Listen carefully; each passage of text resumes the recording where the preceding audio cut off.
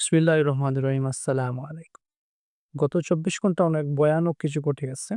ইয়ামেন এবং আমেরিকার মধ্যে কিন্তু মানে ফুল টাইম ওই যুদ্ধ চলতেছিল লাস্ট ২৪ ঘন্টা এবং অনেক বড় যুদ্ধের একটা শুরুয়াত হয়ে গেছে কিন্তু।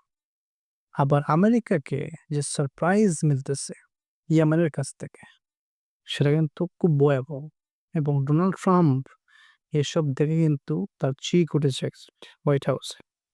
আপনারা জানেন আমেরিকা ফার্স্ট ইয়ামেনের উপর হামলা করে এবং আমেরিকা প্রায় ৪৬ টা জায়গায় ওরা হামলা করে এবং প্রায় ৪৬ জন নিরীহ শিশু এবং নারী নিহত হয়েছে।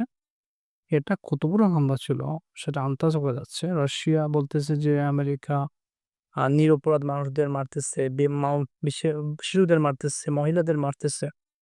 আমেরিকার মিডিয়া তাদের উপর কিন্তু আমেরিকা নিজের সাথে নিজের সমালোচনা করতেছে তাদের হামলার জন্য এবং আপনি একবার চিন্তা করেন যে সমস্যা কি হয়েছে এক্সাক্টলি।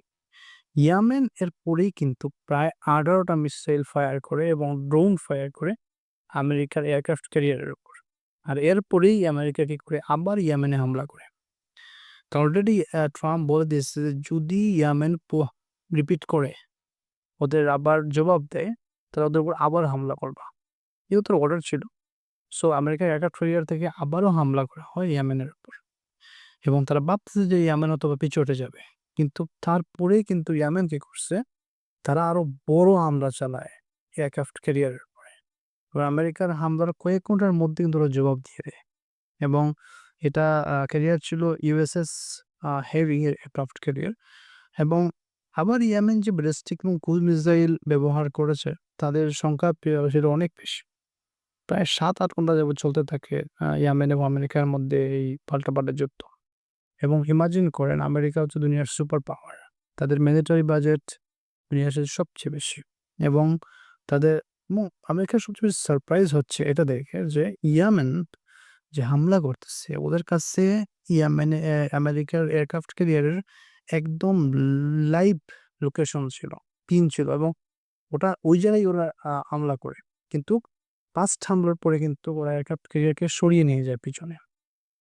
কিন্তু দেখা গেল কি সেকেন্ড যে হামলা করছে হুতিরা ড্রোন এবং মিসাইল দিয়ে, ব্যালিস্টিক মিসাইল দিয়ে সেটা কিন্তু আবার ওইটার উপরেই করছে। মানে ওদের কাছে ওরা দেখতেছে এক্সাক্টলি ওরা কোথায় সরতেছে, কি করতেছে, রিয়াল টাইম লোকেশন কাজ করতেছে। এটা আসলে অনেক শকিং ছিল ইউএস এর জন্য। ওদের মনে হচ্ছে যে রাশিয়া এখানে হেল্প করতেছে, ইরান হেল্প করতেছে, স্যাটেলাইটের মাধ্যমে এই লোকেশন সাথে শেয়ার করতেছে। এইজন্য ওরা ইজিলি আ হামলা করতে পারতেছে। সো এটা অনেক বড় আসলে কিছু একটা করতে যাচ্ছে। যদি এটা বন্ধ না হয়, তাহলে কিন্তু ফুল স্কেল ওয়ার এ চলে যাবে। একজনের উপর হামলা করতে থাকবে এবং এটা কন্টিনিউ হতে থাকবে। এবং এখন কিন্তু ইয়ামেন আবার কি করতেছে রেড সির মধ্যে যে আমেরিকান শিপ আছে, বিভিন্ন যে বাণিজ্যিক শিপ, সেগুলোর উপর কিন্তু হামলা করতে পারে এবং হামলা শুরু করে দিচ্ছে অলরেডি।